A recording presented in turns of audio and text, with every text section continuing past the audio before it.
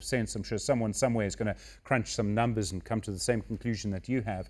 But are there other places where government could cut back? And at the same time, everyone tells us that to grow our economy, we actually need more infrastructure spending by government, not less.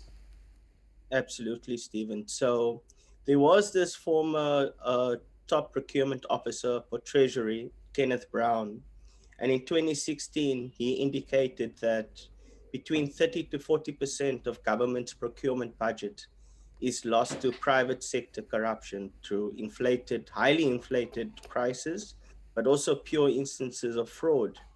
Um, and we know that besides that, we also know there's public sector corruption, wasteful expenditure. But cutting just insourcing procurement with the 800 billion rand procurement budget saves us something like to the tune of 200 billion rand plus each year. And then, of course, Stephen, you may know, and maybe many of the listeners too, South Africa is a very unequal country. Some say the most unequal country in the world, both in terms of income, but also in terms of wealth. Now, a recent report from this year indicated that a progressive wealth tax between 5 and 7% could raise 143 billion rand, even after 30% of these wealthy individuals completely avoid paying this wealth tax at all.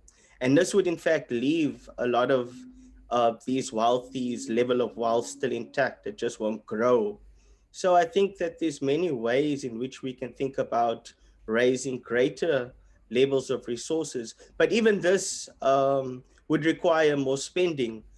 It may not be common knowledge, but it ought to be. SARS has 600 to 800 critical vacancies and is 800 million rand underfunded. Now, that makes it difficult for them to fulfill their mandate and raise the revenues needed to finance a greater spending in infrastructure and social services. Dominic, I'm interested. I mean, most people in this debate, as soon as you say, where should government get the money from, they mention three letters. Well, two. SAA is immediately what they say. They talk about the fact that SAA is getting a bailout of over 10 billion rand. I'm always slightly surprised that no one says maybe we should trim the VIP protection budget a little bit. You know, that's one, and SAA also is a difficult question. And when you look at the public sector wage bill and you look at those at the very top, those two could probably get some cuts. You know, that at the very very top, I would say that it is inflated. But 70% of the public sector is in fact teachers, nurses, and police officers. And whilst their salary may be more within the South African context, given the massive levels of income inequality, when you look at the average wage in South Africa, it's not that much higher. And when you compare it to similar professionals within the private sector, it's actually lower. So that's the one. Then, of course, while SAA is a very difficult question, ESCOM is I think less difficult given the critical role that electricity plays within the economy in terms of production, consumption, everything. And here we think that ESCOM actually should be bailed out, that there's lots of jobs that can be saved, but it doesn't have to be bailed out from the fiscus. Now, I'm going to say that besides a pension holiday to the government employees pension fund, changing the government employees pension fund, or shifting its priority rather from investing in the Johannesburg Stock Exchange to investing in a reindustrialization program and using some of the resources of the GPF to finance a transition in ESCOM from a coal-based energy supplier to a renewable-based energy supplier that's fully public would in fact create tons of jobs as well as boost the Okay. economy in many other So, ways. so Dominic, I don't So want to. I'm not going to disagree with you on that. I'm sorry to interject. I just want to go back a little bit. You said that government, that Eskom's debt, 450 billion rand last time I checked, it'll actually be higher now, shouldn't come from the fiscus. But I mean, there are really only two ways you can pay back that debt. You can either get government to pay it back.